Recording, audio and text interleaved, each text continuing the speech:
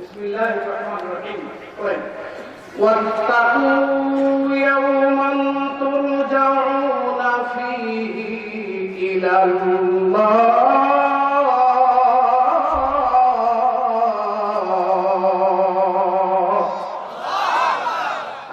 আল্লাহু আকবার। সুম্মা তুওয়াফা কুল্লু নাফসিন মা কাসাবাত ওয়া হুম লা ইউযলামুন।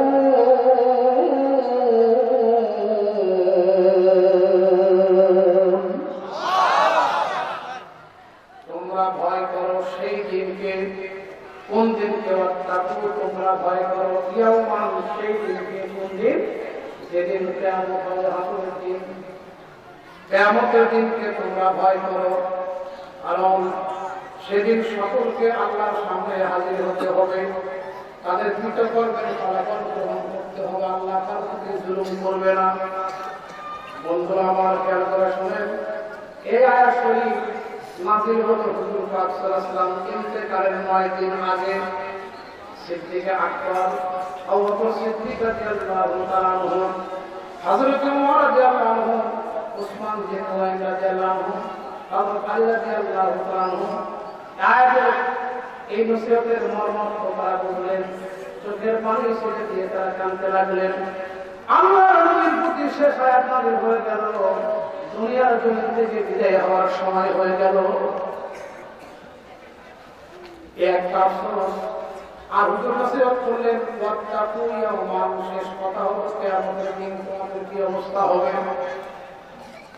হুজুর বলেন, قال رسول الله صلى الله عليه وسلم لا تزول قدم عبد حتى يسأل عن 50 عن عمره فيما أفنى وعن علمه فيما عمل وعن ماله من أين اكتسب وفيما أنفق وعن جسمه فيما أبلى رواه الترمذي।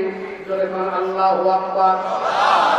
لا تزول قدم عبد, আল্লাহর কসম, আল্লাহর সামনে থেকে কোনো মানুষ এক কদম, তার কদমটাকে এক চুল পরিমাণে নেওয়াতে সক্ষম হবে না। হাত্তা ততক্ষণ ইউসআলু আন খামস, তার জিন্দেগির 5টা গুরুত্বপূর্ণ হিসাব না দেওয়া পর্যন্ত।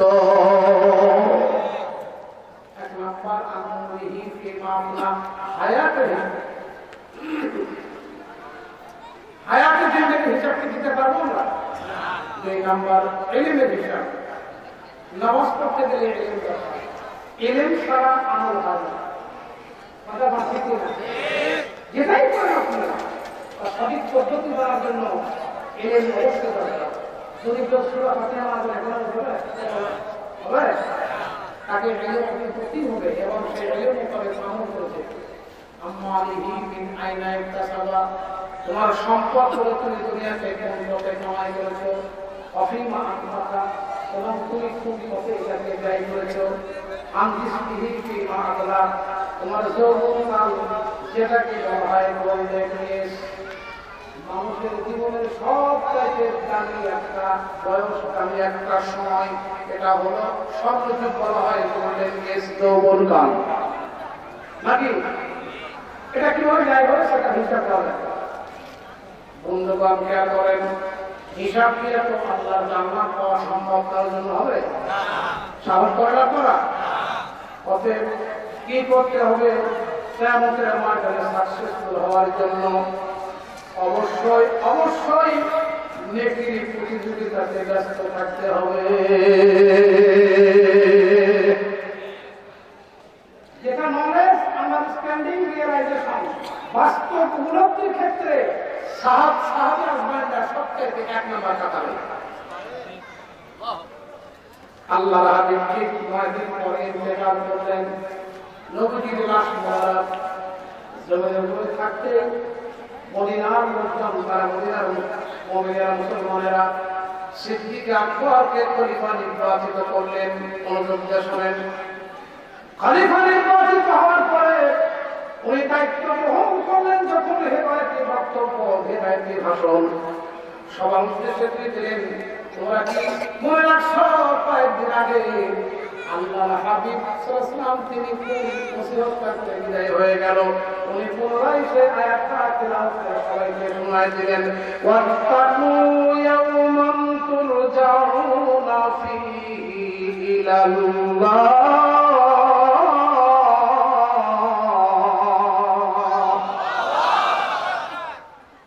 যখন তিনি স্মরণ করে দিলেন, তিনি সহযোগিতা করেছেন দেখাতে কি অবস্থা হবে আমাদের হাসরের ময়দানে।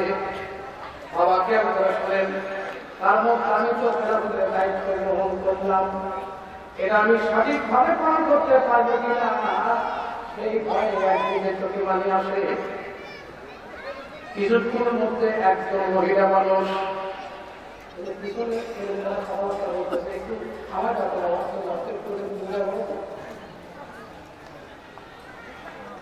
এত রাত হয়ে তো বাচ্চারা ঘুমায়নি তো, আপনারা রাগ করতেছেন বলছি? বসে বাবা, বসে ছেলে বসে, বসে শোনা বসো। মাশাআল্লাহ, বারাকাল্লাহ খাইর, বারাকাল্লাহু ফি হায়াতি। খেয়াল করেন, একজন মহিলা মানুষ খলিফাতুল মুসলিমিনের দরবারে চলে গেলেন। আসসালামু আলাইকুম ইয়া আমিরুল মুমিনিন।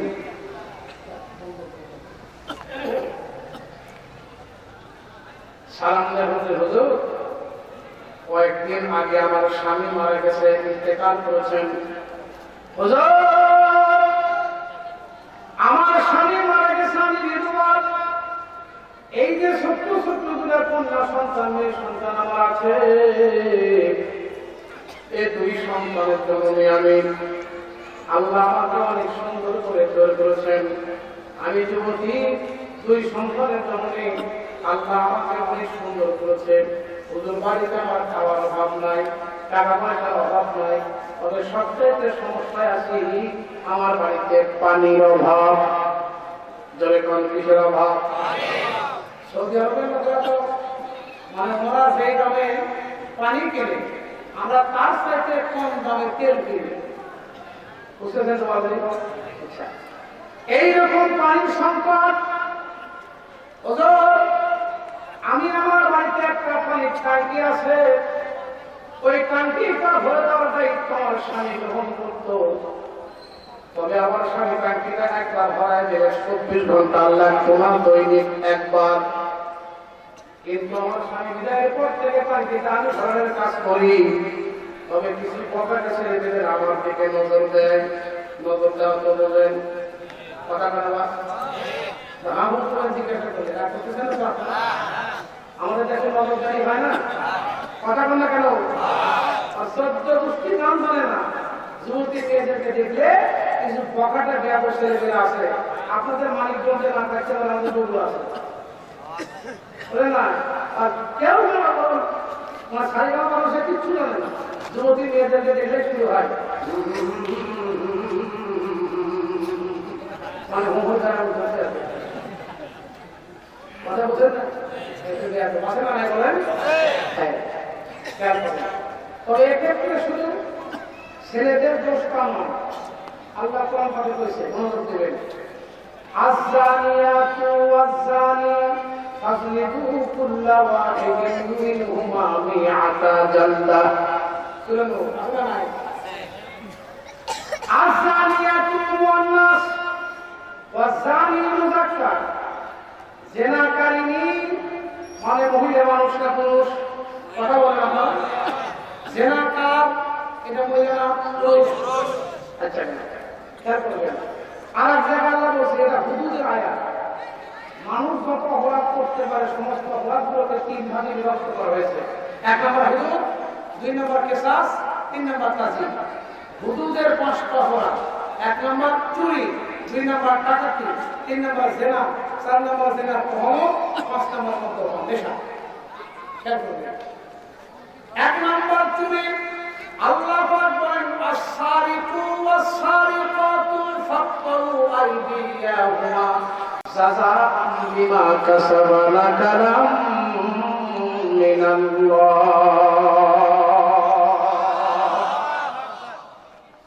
যেখানে সূরা আয়াত নাযিল হয়েছে, সেখানে সর্বপ্রথম মুযাক্কার সিগা ব্যবহার করা হয়েছে। এর সঙ্গে পুরুষের নাম ঘোষণা করা হয়েছে আগে। কিন্তু যেখানে জিনার আয়াত নাযিল হয়েছে, আগে মহিলার নাম প্রকাশ করা হয়েছে আগে, কারণ আগে দর্শন তারপরে ধর্ষণ। ঠিক না বলে? তাহলে আমাদের কি করতে হবে? ঠেকাতে হবে। আমাদের মেয়েদেরকে অবশ্যই পর্দার অন্তর্ভুক্ত করতে হবে। এটা পুরুষদের দায়িত্ব, মেয়েদের সাথে পুরুষের দায়িত্ব বেশি। আর মহিলারা পর্দা করে না, এই কথা আসলে আনা সত্য না। আমরা তাদেরকে পর্দা করাই না, এইটা 18 না সত্য। কথা বলে কেন? নিজের ঘরে দোষ করবে না, তাই মনোযোগ দিয়ে শুনবেন। কার জন্য আপনি এত কিছু করছেন? শোনো, তোমার এত কামাই করা টাকা দিয়া ঘুষ খাইলা, সুদ খাইলা, অবৈধ মাথার ঘাম পায়ে ফেলাইলা, কামাই রোজগার করলা, দামি দামি শাড়ি, কসমেটিক আর দামি দামি পোশাক দিয়া, পোশাক যত দামি তত বেশি পাতলা। কথা বলে গেল দাম যত বেশি তত কি? এই তোমাকে দেখে টাকা আছে নাকি?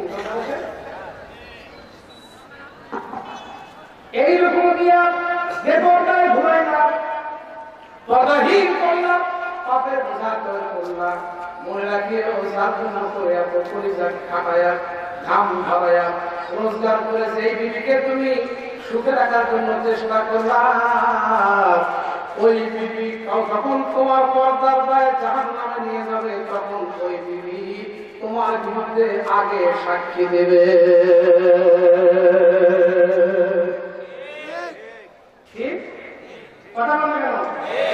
জমিদারের ইচ্ছা মতো দেই না জমি চাষ, তাই তো ফসল ফলে না রে দুঃখ 12 মাস। কথা নয়, আমি খাজনা পাতি সবই দিলাম, তবু জমি আমার হয় যে নিলাম। আমি খাজনা পাতি সবই দিলাম, তবু জমি আমার হয় যে নিলাম। আমি চলি যে তার মঞ্জু গায়ে, চলি যে তার মঞ্জু গায়ে, দাখিলাই মেলে না সই, ওরে দাখিলাই মেলে না সই, আমি তো সে ঘরের মালিক নই। আলোচনা চলবে না বন্ধু? রাত দুপুরে ঘন্টা খানিক মনে চলে না বন্ধ চলবে? রাজি থাকলে তুই থাকবেন। দুই কাঁটার দুই হাত তুলে আরে তাকবীর, আরে তাকবীর। লম্বা আলোচনা হবে না, সময় মতো শেষ হবে ইনশাআল্লাহ। বন্ধুগণ খেয়াল করে শোনেন, যে কথা বলছিলাম কাজী, এবার আসল যে কথা বলছি। মহিলাটা বলছে, হুজুর আমি পানি ব্যবস্থার জন্য বাইরে গেলে আমার প্রতি নজর হয়, বগার ছেলেরা নজর দেওয়ার চেষ্টা করে, আমি মনে করি হয়তো বিচ্যুত হয়ে যাব, ঈমান হারা হয়ে যাব, ইজ্জত হারা হয়ে যাব। সেই জন্য আপনি আমিরুল মুমিনিন, আপনি মুমিন জগতের আমির, সমগ্র পৃথিবীর মুমিনদের আমির আপনি। যদি মেহরবানি করে আমার জন্য করে আমার বাড়ির পানির ট্যাঙ্কিটা ভরে দেওয়ার একটা ব্যবস্থা করতেন, তাহলে এই দুইটা এতিম সন্তান নিয়ে আমি নিরাপদে বসবাস করতে পারতাম।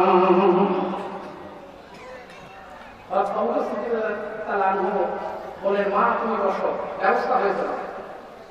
উনি তো আমিরুল মুমিনিন, খলিফাতুল মুসলিমিন, একটা অর্ডার করলে হতে হয়, তুমি পানি অর্ডার, এইটা পানির ট্যাঙ্কিটা ভরা দেবা, তোমার এইরকম বেতন হবে, এটা হবে, ওটা হবে, মানে অর্ডার করলেই হয়ে যাবে। ঠিক না বলেন? কথা বলেন, এটুকু বললেই তার জন্য যথেষ্ট হইতো।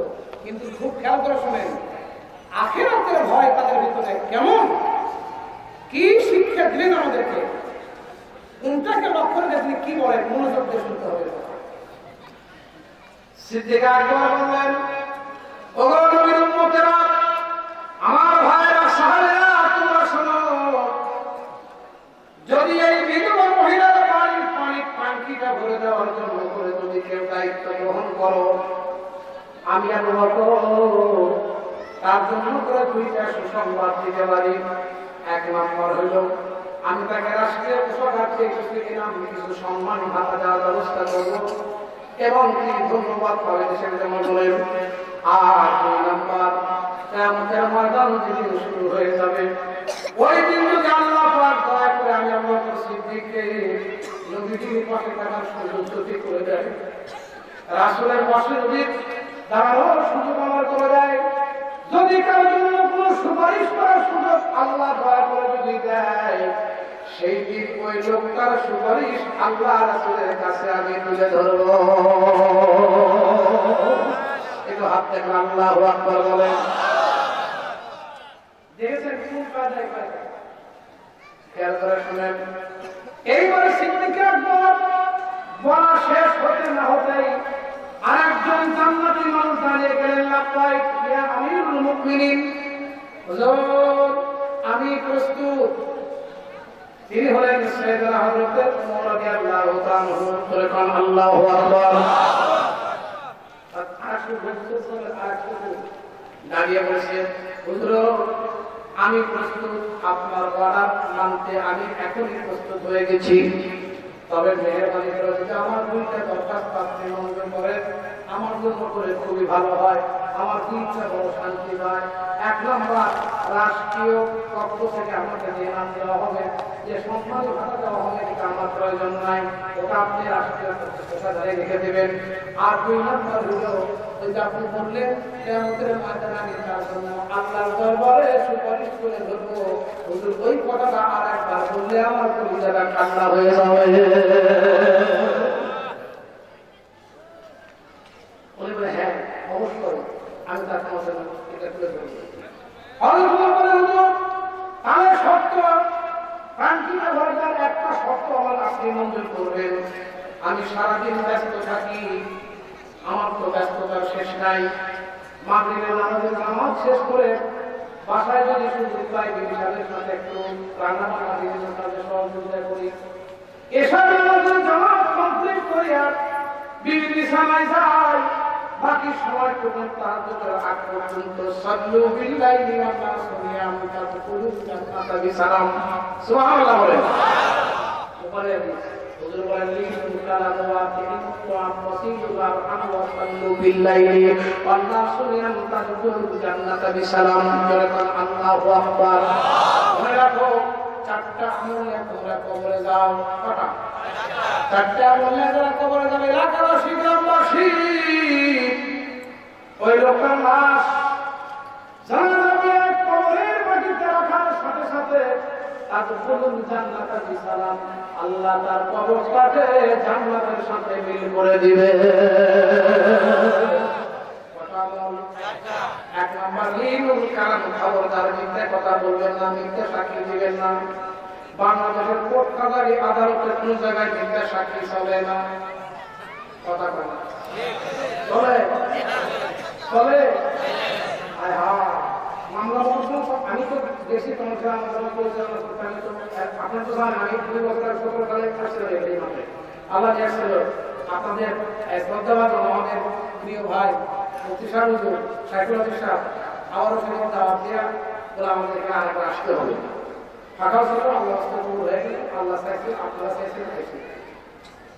কথা বলেন না। এর আগে আমি দেখছি যে যেগুলো কেস মামলার মতো তোমাকে বিচার করতে হয়, তার 16 আর 14.5 মিশে কথা। ঠিক কিনা বলেন? এখন যদি আমি উচিত কথা কই, তাহলে ফিরের উপর দিয়ে যাবে মই। কি বন্ধুরা আমার খেয়াল করে শোনেন, মিথ্যা কথা বলবেন না, মিথ্যা সাক্ষী দেবেন না। খবরদার মিথ্যা মানুষকে ধ্বংস করে দেয়। 2 নম্বর, আত্মীয়তার সম্পর্ক নষ্ট করা যাবে না। আমাদের কৃষ্টি কালচার, আমরা আত্মীয়দেরকে দূরে সরে দিয়ে ধর্ম হুকুম এখানে পরিচয় সেখানে পরিচয় তাদের দিয়ে ব্যস্ত। 3 নম্বর কথা হলো অসিকুলার হামকে 3 মিসকিন দুর্বল যারা, এদেরকে সবল যারা আছেন তারা সহযোগিতা করবেন, তাদেরকে ধমকাবেন না, তাদেরকে ঠকাবেন না। 4 নম্বর, সাল্লু বিল্লাইলি ওয়ান নাস নিয়াম তাদখুলুল জান্নাতা বিসালাম।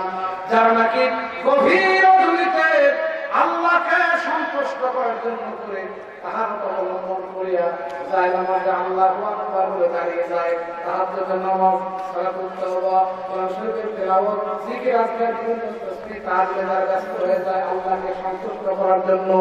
এই লোকগুলো যেদিন মারা যাবে তার লাশ তার কবরের মাটিতে রাখার সাথে সাথে তার দুখুল জান্নাতে বিসালাম, হুজুর বলেন তার কবরটাকে জান্নাতের সাথে মিল করে দেওয়া হবে। ওই আমলগুলো শিখার কারখানায় হলে মাদ্রাসা। আপনাদের একমত? একমত? ওগুলো কোনো ক্লাবে পাবে না, ও আমলগুলো কোনো ক্লাবে কবরের শোয়ার সাথে সাথে কবর বেহেশতে পাবে। এই আমল পৃথিবীর আর কোথাও পাবেন না মাদ্রাসা ছাড়া। কথা বলে কেন? আমাদের কাছে ছেলে হলে যেটা বুদ্ধি শুদ্ধি কম, 100 খানা জায়গাদারি, এটা 150 এই হাত ভাঙা ব্যাং লাগা, এই লাগা কি করে খাবে মাদ্রাসার দিন। বাংলা মুসলমানের এই মুসিব আসলে কিছু মনে রাখবেন, লেখা কেনা তুমি যেদিন মনে সোজা হওয়া ওই দিন তোমার সবার সুঠাম দেহের একজন ছেলেও ইমামতি করা করতে পারবে না, আল্লাহ দিতে পারবে না। ওই লেখা দিয়ে তোমাকে একবার শেষ বিদায় দিয়া তোয়া দিয়া ছেড়ে দিলে ওই কানা লেখাটা করেন বাবু বলা কাজ একটু খারাপ করুন না, আল্লাহ রাসূল মনোযোগ দেন, খেয়াল করেন। কাজে এখনো প্রস্তুতি গ্রহণ করেন আপনার ছেলেকে কোরআনের শিক্ষায় শিক্ষিত আর অন্যান্য যত শিক্ষা দেন দেন, কিন্তু কোরআনের শিক্ষায় শিক্ষিত করেন, তারপর ভাববেন না কিনারে বলেন সময় লম্বা করুন। আমি নাম একবারে মোস্ট পয়েন্ট আলোচনা করে দোয়া করবো। ভাইরা আমার খেয়াল করে শোনেন, আমিরুল মুমিনিন সিদ্দিক আকবর তারপরে বলো তোমার কি আপনার হুজুর তাহাজ্জুদের নামাজ পড়ার জন্য করে যখন আমি প্রস্তুত হয়ে যাই, বিবিকে বলে দেব আধা ঘন্টা আগে আমার জাগনা করে দিবে, অথবা সিগন্যাল দিয়ে রাখবো যে কোনোভাবে আধা ঘন্টা আগে জাগার ব্যবস্থা করবো।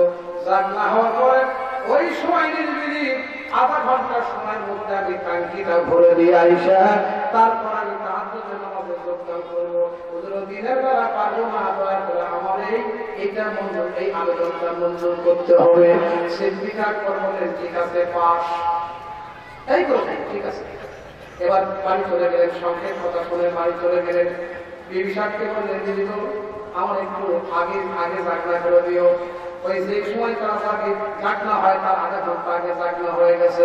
জাগনা হওয়ার পরে হযরত ওমর রাদিয়াল্লাহু বিবিকে কিছু বলে না, শুধু বলছে তুমি আমার আধা ঘন্টার জন্য করে ছুটি দাও, কারণ যখন যে সময়টুকু বিবির জন্য বরাদ্দ ওই সময় যদি অনাকাঙ্ক্ষিত ভাবে অন্য কোথাও যান বিবির কাছ থেকে পারমিশন নিতে হবে। কথা মনে হয় নিতে হবে কিনা বলে? বিবি আমার একটু সময় সুযোগ দাও, আধা ঘন্টা, রাত 2টার সময় যদি আপনি যদি জাগনা হয় যদি আমি আধা ঘন্টা একটু বাইরে থেকে আসি, তুমি থাকো, আমাদের বিবিরাটি কি করে যান হয় যান চলে বলবে কেন, কোথায়, কার সাথে দেখা হবে, কার সাথে কথা হবে, মহিলা না পুরুষ, লেডিস না জেন্টিস, বিয়ে হচ্ছে না হয় নাই, কালো না ফর্সা, কথা না কেন হবে কিনা বলে না, মানে খ্রিস্টানি শুরু হয়ে যাবে।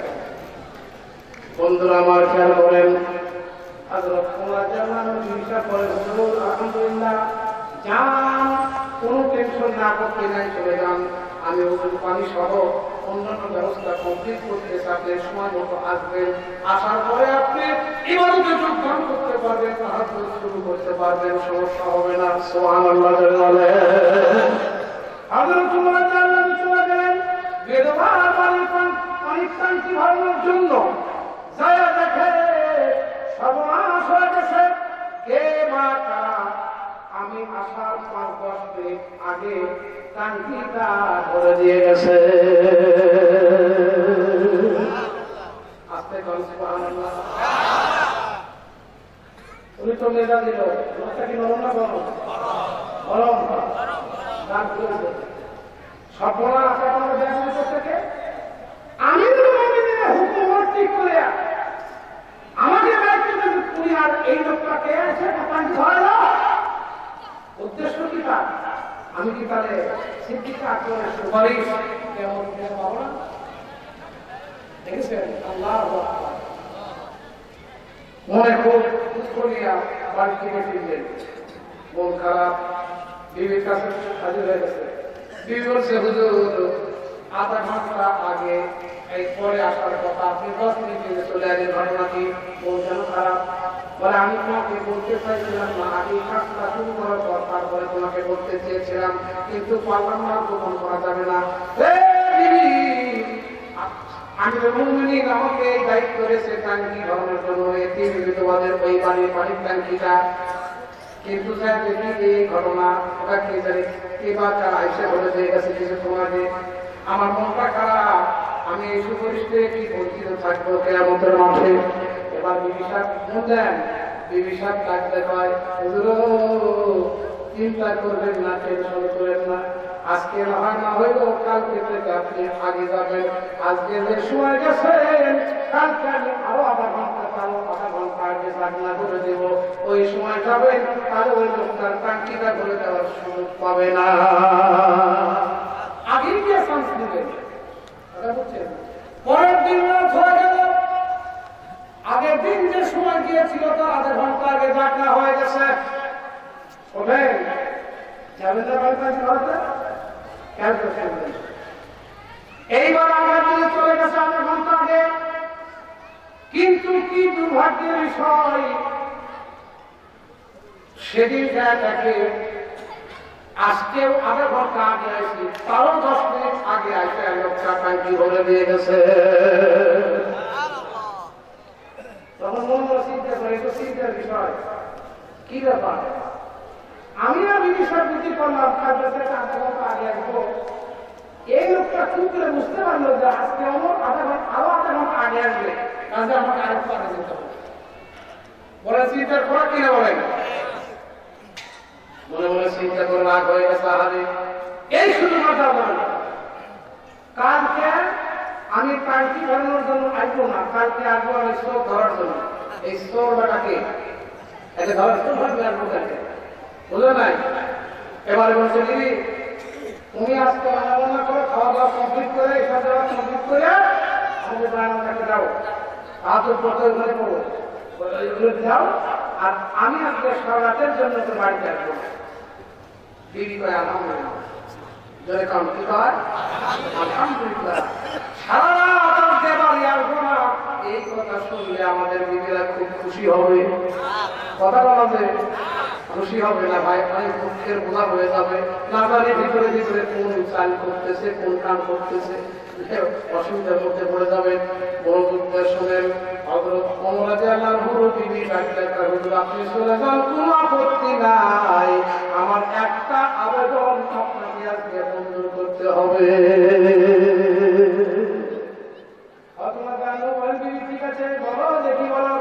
হুজুর আপনি যখন যাবেন আমি আপনার জন্য একটু দোয়া করে দেব, সেই দোয়া পর্যন্ত আপনি অপেক্ষা করবেন। আর আজকে রাতে ডিউটি করে নিঃসন্দেহে আপনি নেকির কাজের জন্য করে ডিউটি যাচ্ছেন। এই ডিউটি করে যে নেকি আপনি কামাই করবেন, আল্লাহ যদি কোনো সওয়াব আপনাকে দান করে দেয়, আপনাকে ওয়াদা করতে হবে এই সওয়াবের ভাগ অর্ধেক আমাকে কিয়ামতের দিনে দিতে হবে। একটু আস্তে করে সুবহানাল্লাহ। দেখেছেন শর্ত? আর আমাদের দিদিরা কি শর্ত করতো বুঝতে পারতেছেন তো?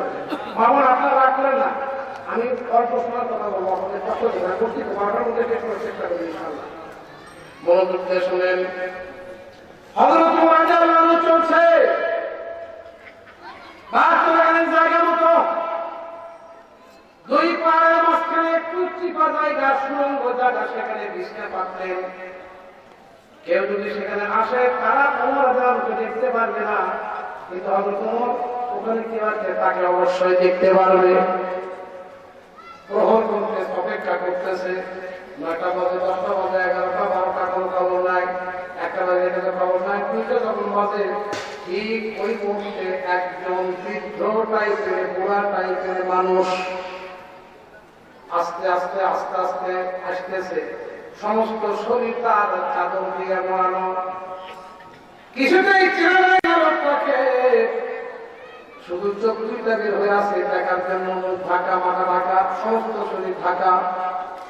বুড়া কিসিমের মানুষ পাশে হাজির হয়ে গেল, ডানে বামে সামনে পিছনে এরকম করে দেখলেন, এক নম্বর দেখলেন, খেয়াল করে শোনেন। এরপরে ওই যে বলছিল হাতে নিলেন, রশি নিলেন, 50 হাত 60 হাত 70 হাত গভীর পানি, তোমার গভীর থেকে পানি উঠায়া টাঙ্কিটা অনেক কষ্ট করে করে ভরে দিলেন। ভরে দেওয়ার পরে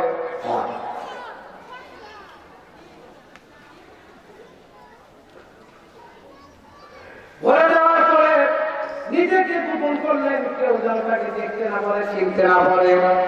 এক নজর দেখে তিনি রাস্তা ধরলেন, ওখান থেকে চলে যাচ্ছেন। চিন্তা করলো লোকটা কি ব্যাপার, একটু যাচ্ছে, চেষ্টা করলে আজকে যাইতে পারবা না। তুমি জানো না ওমর কি জিনিস, তার ধরা থেকে আজকে তুমি রেহাই পাবা না।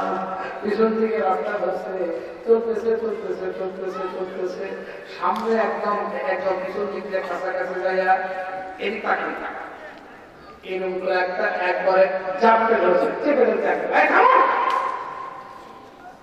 কে তুমি? বাড়ি কই? কোথেকে আসছো? কেন তুমি আমিরুল মুমিনিন খলিফাতুল মুসলিমিনের হুকুম অমান্য করিয়া এই দাবি করছো? 3 রাত হলেও তো ডিস্টার্ব করতেছো, কারণটা কি? এ কারণ তুমি কেন করো? তোমাকে যেতে হবে, বিচারের সম্মুখীন হতে হবে, খলিফাতুল মুসলিমিনের দরবারে বিচারের সম্মুখীন হতে হবে। কি বাবা, বিচারের সম্মুখীন অপরাধ করলে হওয়া লাগবে কিনা? কিন্তু খুব খেয়াল করে শোনেন, কিছু কিছু লোক অনেক বিদ্যা বুদ্ধি আছে, খুব মনোযোগ দিয়ে শুনতে হবে কথাগুলো, আমি শর্ট লাইনে বলবো।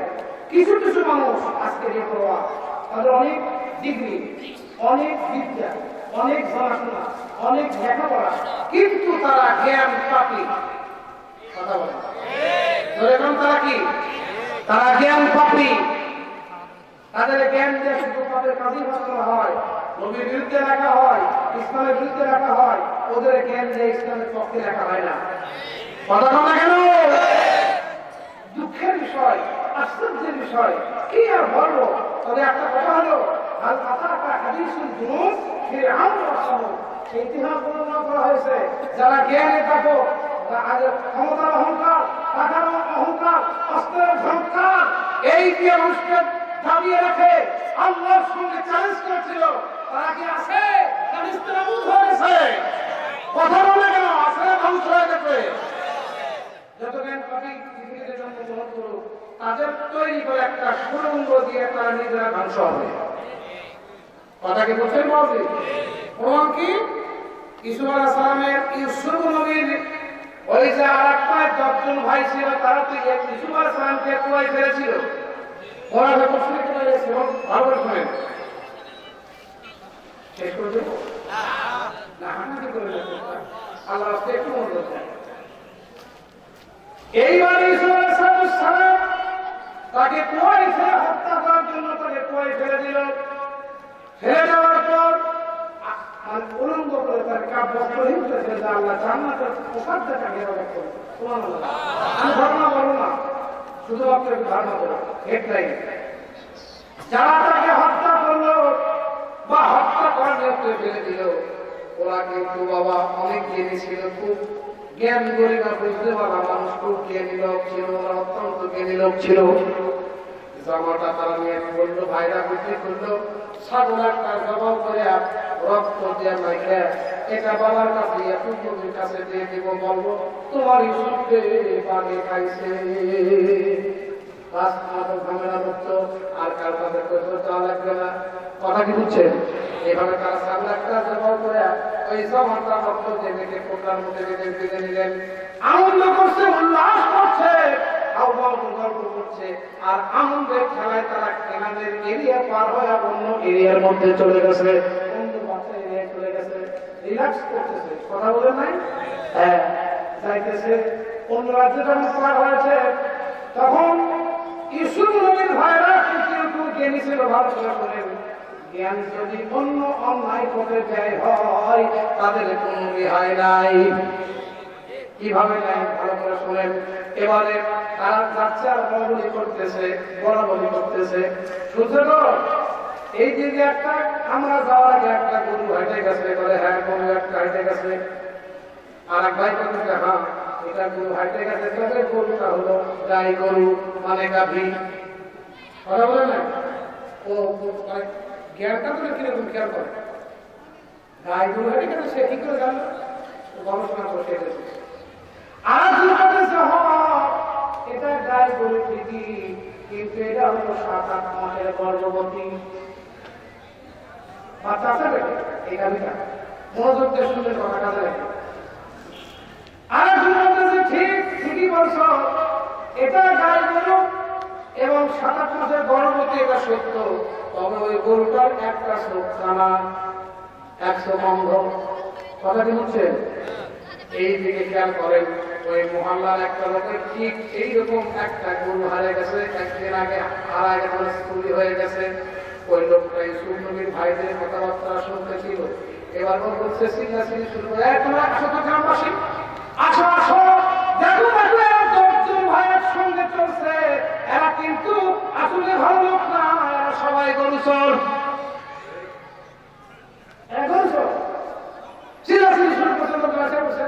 তার তো সত্যি সত্যি গরু চুরি হয়েছে, নাকি বলার কথা বল, চুরি হয়েছে। কেমনি হলো তারা গরু চোর? আমরা পয়গম্বর, আমরা নবীর এই জামানার নবীর সন্তান, আমরা চোর না, চুরি করতে আমরা পারি না, চুরি আমাদের পেশা না। তোমরা সত্যি বলছো? না, এই তোমরা বলছিলা এদিক থেকে গরু গেছে, ওটা হলো গাই গরু, ওটা হলো 7 মাসের গর্ভবতী, 100 টাকা, ঠিক ওই গরুটা আমার কাছে চুরি হয়ে গেছে। যদি তোমরা চোর না হও, এই তথ্যগুলো তোমরা কেমন করে বলতে পারো?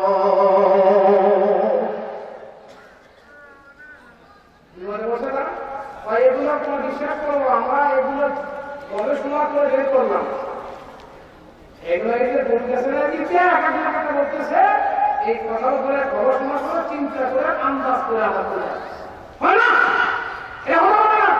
চলো আর চলো তোমার দিতে হবে, চলো এক সবাই মিলে রাজা দরবার নিয়ে গেছে বিচারের জন্য পেয়েছে। খেয়াল করে শোনেন বন্ধুগণ, এবার রাজা সাপ তাদেরকে বোঝায়, তোমাদের বিরুদ্ধে যে অভিযোগ তোমরা কি তা স্বীকার করতেছ?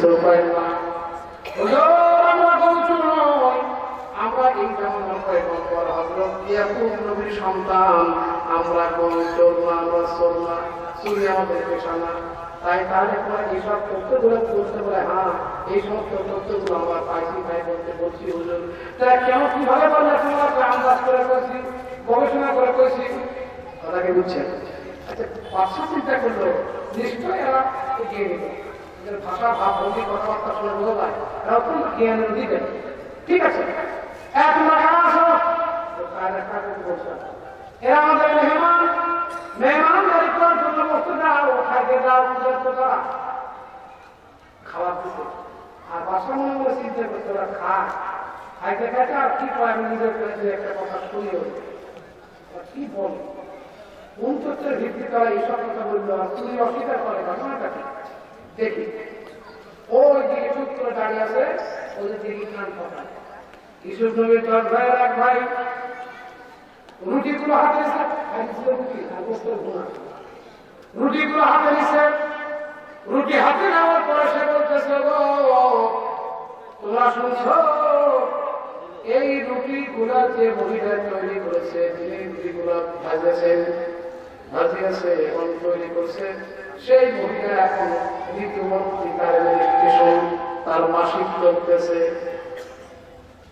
বাচ্চা কয় সর্বনাশ, রুটি যিনি ভাজিয়েছে তার নাকি রেজিস্ট্রেশন পিরিয়ড চলতেছে। এরা কি করে বলবে এই গোপন খবর? এরা কেমন করে বলে, কি করে জানে? ভিতরে গেছে, দেখো রুটিতে করা করছে, যে করছে সে হচ্ছে আমি। ও আচ্ছা, তুমি কি এখন আজকে যে তুমি রিপোর্টটি রেজিস্ট্রেশন তোমার করছে? হ্যাঁ আমি রিপোর্ট। তখন বাচ্চা চিন্তা করলো সর্বনাশ, এরা এটা করছে বাজারে সমস্যা নেই, মানে কি গবেষণা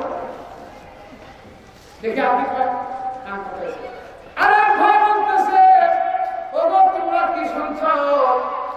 এটা আসতে পারে এদেশের বাচ্চা না রাজা নয়, এদিকে মেয়েদের আছে।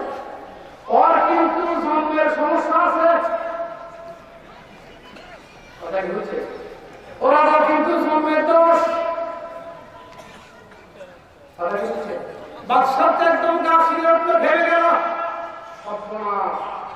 বলে কি আমার নাকি জন্মের দোষ বলে? তিনি অবশ্যই জানতো তার জন্ম নিয়ে আগে থেকে কিছু কথাবার্তা আছে। বাবাজি আমার শোনেন, তার জন্মের দোষ। এইবার বাদশা বলল তোমরা খাওয়া দাওয়া শেষ কর, তারপর তোমাদেরকে দেখাবো। পুলিশদেরকে বললো তোমাদের দেখিয়ে নাও, কেউ যেন বাড়াতে না পারে।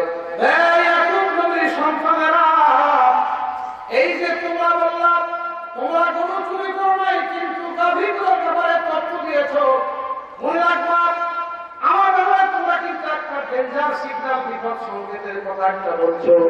তারপরে ওই রুটিগুলো থেকে বলছে তারা এখন রেজিস্ট্রেশন পিরিয়ড করতেছে, বিজয় তৈরি করেছে।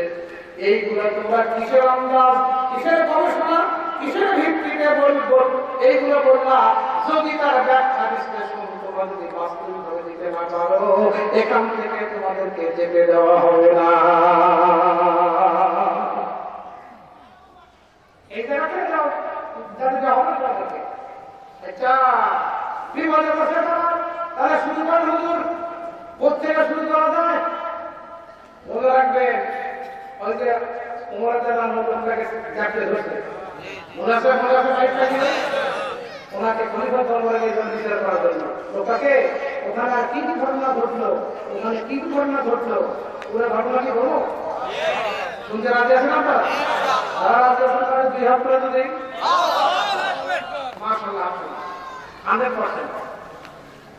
অনেক লোক চলে গেছে আগে, আমি দেখছি ওই 2 তলা 3 তলা ছিলাম তো দেখছি, মানে প্রমাণপত্রটাকে বাচ্চাদেরকে টাকা কারণের মধ্যে লেটারলি ভাবে তো একটা সঙ্গত কারণে একটু লেট হয়ে গেছে, অনেক লোকের অবস্থা হয়ে চলে গেছে।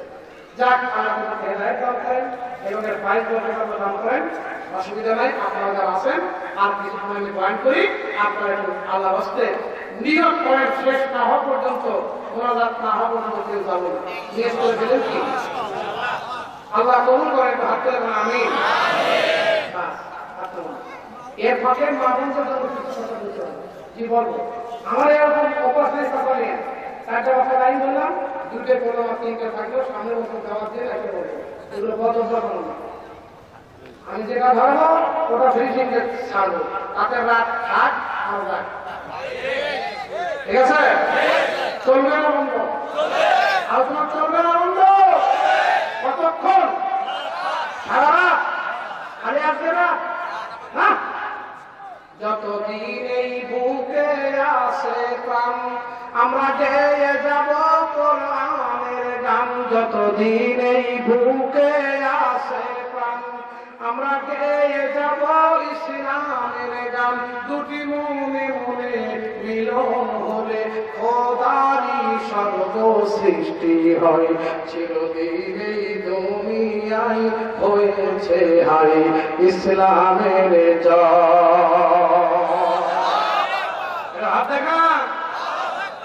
এগুলো গান আজকালকার গানে বিভিন্ন রকম 100% লাভ লাভ লাভ লোকেরা বলে গেছে গান করাই দিচ্ছে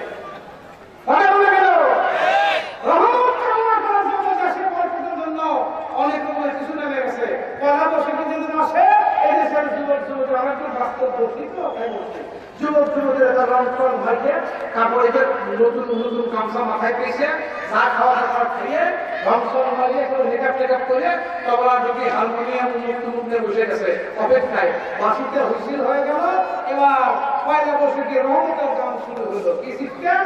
গ্রামের নওজোয়ান হিন্দু মুসলমান মিলিয়া বাউলা গাবার মুর্শিদি গাইতাম, আমরা মিলিয়া বাউলা গাবার মুর্শিদি গাইতাম, আমি কি সুন্দর দিন কাটাইতাম। কথা না? বর্ষা যখন আসিত গাজির গান হইত, রঙে ভাঙে যাইত, আনন্দ পাইতাম। তোর গাজির গান কাজির গান নাম আছে কিছু? আছে কিছু না? তুমি কি করলা? পয়লা বৈশাখে তুমি কি করলে? আল্লাহ রহমত কামনা করলে না, কখনো নামাজ করলে না, দোয়া খায়ের করলে না, এটি মিসলিকে দান করলে না, বাবার কবর জেরত করতে গেলা না, তুমি কি গাজীর গান তুমি ব্যস্ত হয়েছো। কথা বল না কেন? এক পর্ব গেল, দ্বিতীয় পর্ব শুরু হলো। কেরামিল কাতিবিন রোজ হাশরের দিন, কেরামিল কাতিবিন রোজ হাশরের দিন আল্লাহর দরবারে যদি করে অভিযোগ, আমরা বলবো দুনিয়ায় ছিলাম খাজা বাবার লোক। মানিকগঞ্জে এই গ্রুপ আছে, কথা আছে না বলে আই সর্বনাশ। খাজা বাবার পরিচয় দিলে ওদের নামাজ রোজা লাগবে না, আল্লাহ পার করে দিবে। খাজা বাবা পার করে দিবে। আস্তাগফিরুল্লাহ, নাউযুবিল্লাহ। এদেরকে বলা হয় ইত্তেবাউল হাওয়া। আল্লাহ এটাকে হেদায়েত দান করে। আমিন। হেদায়েত কিভাবে আসে? আমাকে তাকান। আল্লাযীনা ইসতামিউনাল কাওলা ফায়াত্তাবিউনা আহসানাহু উলাইকাল্লাযীনা হাদাহুমুল্লাহ।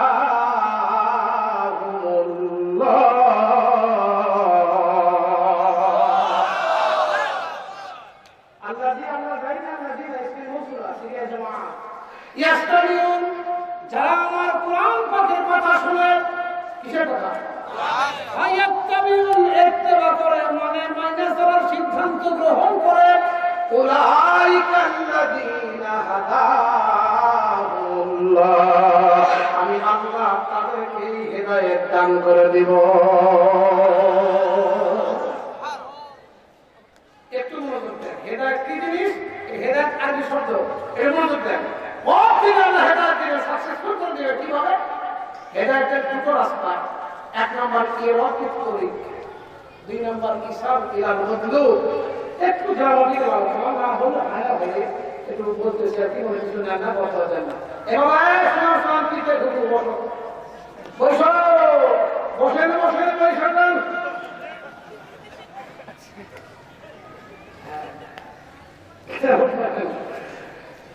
মনে রাখবেন কথা, জি আসতেছেন, জি ইনশাআল্লাহ আসতেছে। হেদায়েত কিভাবে আসবে? দুটো রাস্তা। একটা হলো ইরাকিত তরিক, দুই নম্বর ইসাব ইলাল মাতলুব। ইসাব ইলাল মাতলুব এটা খালেকের জন্য খাস, আম খাস মাসলাক মাতলুব, এগুলো নাম বলতে বলতে সরে যায় না। খেয়াল করেন, খালেকের জন্য খাস এই হেদায়েত আল্লাহ দেয়। কিভাবে দেয়? আপনাকে হাসপাতাল দিয়েছিলেন, কথা বলা বাবাজি, হাসপাতাল দিয়েছিলেন তো। এই আপনাদের কাছে হাঁস দিনের বেলা ডিম পড়ে, ডিম দেয় না রাতের বেলা দেয়? কথা বল, রাত্রে দেয়। মুরগি কোন সময়?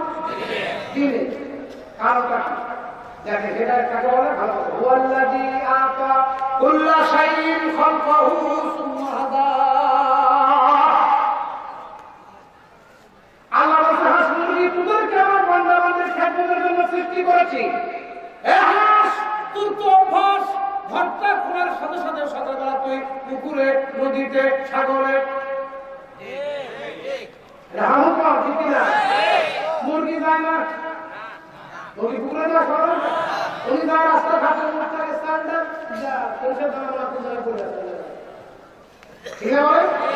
মুরগি যাবে না। হাঁস রে, তুই যদি দিনের বেলা ডিম পারিস, ডিম দেশ, তোর তামাম ডিমগুলা পুকুর আর নদী গুলাই হবে, ভরে যাবে, আমার বান্দা বান্দি খেদমত থেকে বঞ্চিত হবে। কাজে তুই ডিম দিবি রাতে, ঘরের মধ্যে ডিম দিবি, সকালবেলা এসে বাড়িওয়ালা পেয়ে যাবে। বলেন তো, রাতের বেলা ডিম দিতে হবে, বান্দার খেদমত নিশ্চিত করতে হবে। এই আকল, এই বুদ্ধি, এই হেদায়েত তাকে দান করছেন কে? আল্লাহ। এই বুঝলেন, তখন কোন বিশ্বাসের দরকার হয় নাই। চলে কাম ঠিক কিনা? তবে আমি কিছু বিশ্বাস দিতে পারি। তবে পীর হলে একটা হকারি আর একটা ভান্ডামি। ভান্ড পীর, একটা অরিজিনাল পীর। এটা পীরদের, পীর বুজুর্গদের হকারি পীরদের বিরুদ্ধে কথা বলার অধিকার কার নাই? হকারি পীরদের দেশে ভণ্ড পীরের জায়গা হবে না। দুই হাত থেকে ফিগারের জন্য বলে ওলি আল্লাহ দেশে, ওলি আল্লাহ পবিত্র ভূমিতে তোমার তামাশা করবা, রাজা খাওয়া, তামালি মারবা, আগলি কি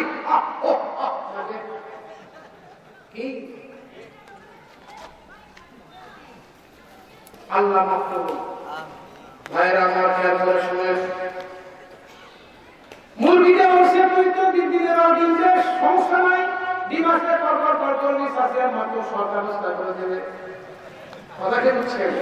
সব ব্যবস্থা করে ডিম দেওয়ায় তাহলে সুবহানাল্লাহ, এইভাবে আল্লাহ প্রত্যেকটা মাখলুকাতকে নিজ নিজ জীবন ধারণ করার অনুমতি শক্তি দিয়ে হেদায়েত দিয়েছেন। এটি জোরে কোন আল্লাহু আকবার।